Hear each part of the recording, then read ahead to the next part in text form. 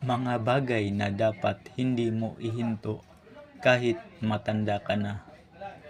1. Huwag tumigil sa pag-aaral. Kapag ang isang tao ay tumigil sa pag-aaral, napuputol ang kaalaman.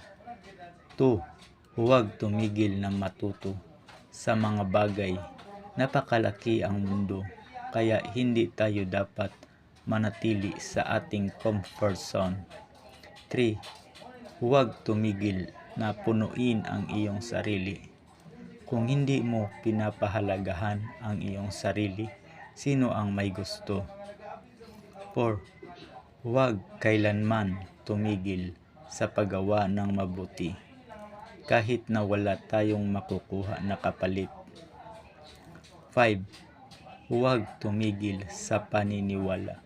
Minsan, kahit walang ebidensya, pero kailangan mong maniwala.